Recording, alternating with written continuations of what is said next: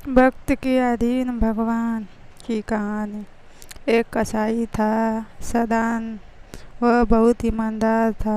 वह भगवान के नाम कीर्तन में मस्त रहता था, यहाँ तक कि मांस को काटते बेचते हुए भी वह भगवान नाम गुणगान गुनगुनाता रहता था।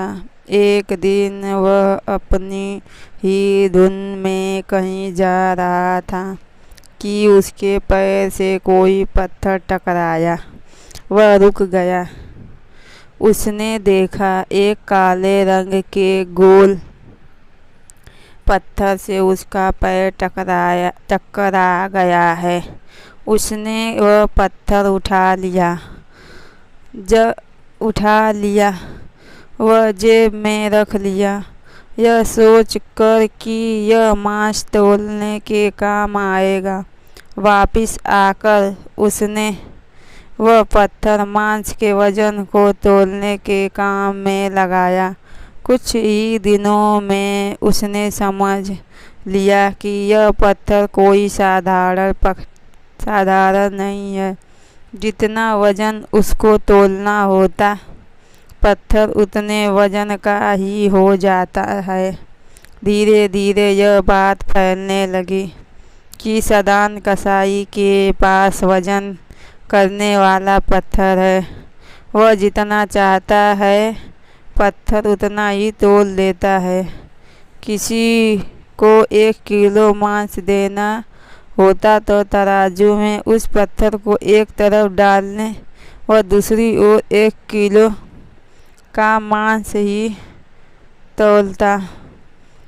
अगर किसी को 2 किलो चाहिए हो तो वह पत्थर 2 किलो के भार जितना भारी हो जाता।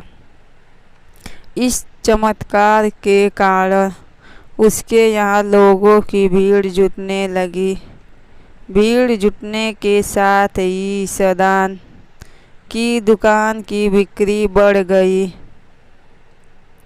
बात एक शुद्ध ब्राह्मण तक भी पहुंची।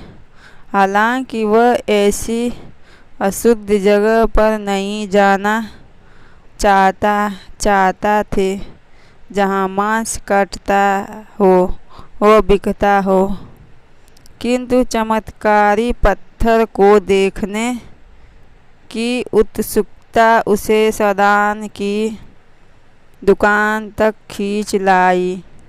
दूर से खड़ा वह सदान कसाई को मीट तोलते देखने लगा। उसने देखा कि कैसे वह पत्थर हर प्रकार के वजन को बराबर तोल रहा था। ध्यान से देखने पर उसके शरीर के रोए खड़े हो गए। भीड़ के छटने के बाद ब्राह्मण सदान कसाई के पास गया। ब्राह्मण को अपनी दुकान में आया देखकर सदान कसाई प्रसन्न भी हुआ और आश्चर्यचकित भी। बड़ी नम्रता से सदान ने ब्राह्मण को बैठने के लिए स्थान दिया और पूछा कि वह उनकी क्या सेवा कर सकता है। ब्राह्मण बोला, तुम्हारे इस चमत्कारी पत्थर को देखने के लिए ही मैं तुम्हारी दुकान पर आया हूँ। या यूँ कहे कि ये चमत्कारी पत्थर ही मुझे खींचकर तुम्हारी दुकान पर ले आया है। बातों ही बातों में उन्होंने सदान कसाई को बताया कि जिसे पत्थर समझकर वो मांस तोल रहा है, वास्तव में वो शालिग्राम जी हैं, जो कि भगवान का स्वरूप होता है। शालिग्राम जी को इस तरह गले कटे मांस के बीच में रखना व उनसे मांस तौलना बहुत बड़ा पाप है। सदान बड़ी ही सरल प्रकृति का भक्त था। ब्राह्मण की बात सुनकर उसे लगा कि अनजाने में मैं तो बहुत पाप कर रहा हूँ। अनुनय विनय करके सदान ने यह शालिग्राम उन ब्राह्मण को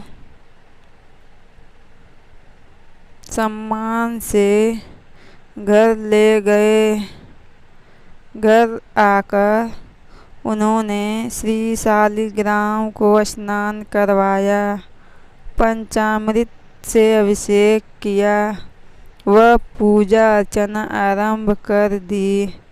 कुछ दिन ही बीते थे कि उन ब्राह्मण के स्वप्न में श्री शालिग्राम जी आए। वह कहा, हे ब्राह्मण, मैं तुम्हारी सेवाओं से प्रसन्न हूँ, किंतु तुम मुझे उसी कसाई के पास छोड़ आओ।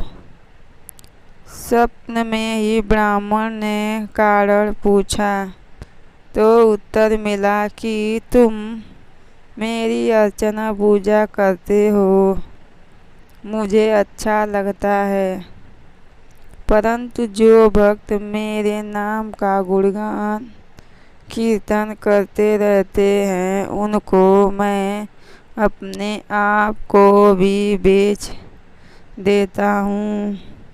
सदान तुम्हारी तरह मेरा अर्चना नहीं करता है, परंतु वह हर समय मेरा नाम गुनगुनाता रहता है, जो कि मुझे अच्छा लगता है। इसलिए तो मैं उसके पास गया था। ब्राह्मण अगले दिन ही सदान कसाई के पास गया व उनको प्रणाम करके सारी बात बताई। वह श्री शालिग्राम